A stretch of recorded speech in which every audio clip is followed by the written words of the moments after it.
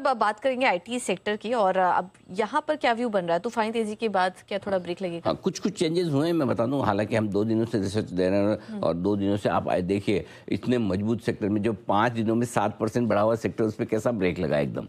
ठीक है, और जब सब खराब बोलते थे, हम लेने के लिए बोलते थे, एक तरफा तेजी भी हुई है। तो हमारा कहीं बायस नहीं है, हमें लगता है कि जहाँ लेने का टाइम है वहाँ लेने का टाइम है, जहाँ प्रॉफिट बुक करने का टाइम है, बेचने का टाइम है, बेचने का टाइम है। हम एक व्यू बना के अड़ नहीं जाते से कि नहीं आईटी खराब, नहीं आईटी खराब, आईटी नहीं चलेगा, नहीं चलेगा 8% बढ़ गया, अब क्या करोगे? किसी ने आपके बोलने में नीचे बेच दिया तो क्या करोगे?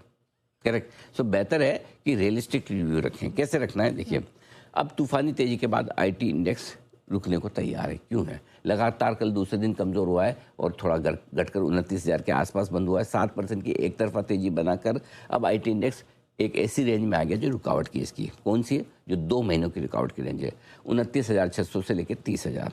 अब इसके पीछे मैं 4 कारण बताऊंगा क्यों इस रेंज में रुकना चाहिए। मैं अपनी मर्जी से नहीं बोल रहा, सारे डेटा निकाल कर एक एक डेटा आपके सामने रख रहा हूं, जिसे आप पढ़ सकते हैं, देख सकते हैं, स्टडी कर सकते हैं, क्रॉस वेरीफाई कर सकते हैं, चैलेंज कर सकते हैं। कर नहीं पाएंगे क्योंकि सही है, ठीक है। लेकिन आईटी इंडेक्स में गैप कहाँ छूटा है? 24 अप्रैल को आईटी इंडेक्स बड़े सपोर्ट लेवल 30,000 के नीचे बंद हुआ था।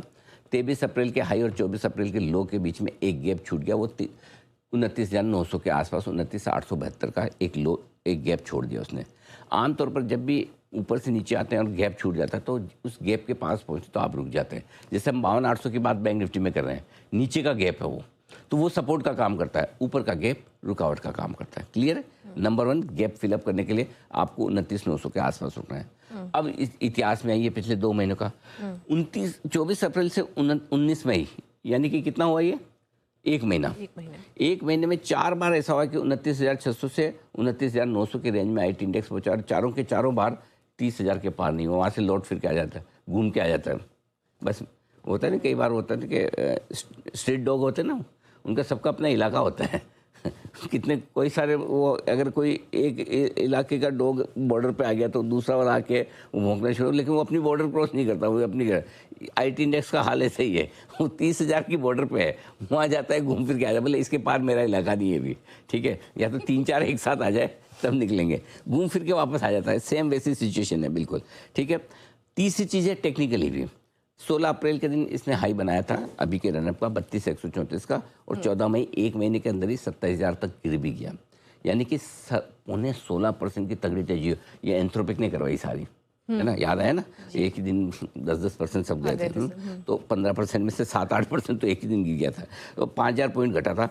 अब 19 मई तक इस 5,000 पॉइंट की 50% रिकवरी होगी आपकी 29,606 पे। एग्जैक्टली देख लो, वही लो लेवल है। अब 29,690 पे 50 डीए में भी ये लो, एक और लेवल ले लो फिर। और अब थोड़ा ग्लोबल सपोर्ट भी कम है, रुपए की कल कमजोरी पर ब्रेक लग गया। रुपए की कमजोरी थोड़ी इनके लिए ठीक होती है। कोरिया में कल बड़ी तेजी हुई, आज भी ठीक ही है। सो ऐसे में जो एक रिवर्स एआई ट्रेड है उसका भी थोड़ा सा आपको बेनिफिट नहीं मिल रहा है। इसलिए अब हम ये कह रहे हैं कि तूफानी तेजी के बाद 29,600 30,000 की रेंज में आईटी इंडेक्स में आएगी प्रॉफिट बुकिंग। बड़ी और नई तेजी हम तब करेंगे जब ये 30,000 के पार निकले, ठीक है। और 30,000 के पार निकलेगा तो हम गए। इसलिए हम बार बार कहते हैं आईटी इंडेक्स जब तेजी से घट रहा था, न हमने डराया न डरने दिया। अब जब ऊपर की रेंज में सबको चार्ट से मजबूती दिख रही, डिलीवरी वॉल्यूम्स दिख रहे हैं, ब्रेकआउट दिख रहे हैं, हम आपको अलर्ट कर रहे हैं। 30,000 के ऊपर बंद होगा, हम खुद कहेंगे आइए भरपूर खरीदारी करते हैं, या वापस नीचे आने दीजिए, कहाँ जा रहा है, सब मिलता है, मिलेगा तब लेंगे अच्छे से। बिल्कुल, तो ये इस लेवल को नोट कर लीजिए, रट लीजिए। 30,000 के ऊपर के बाद हम यहाँ पर तेजी देख सकते हैं आईटी में।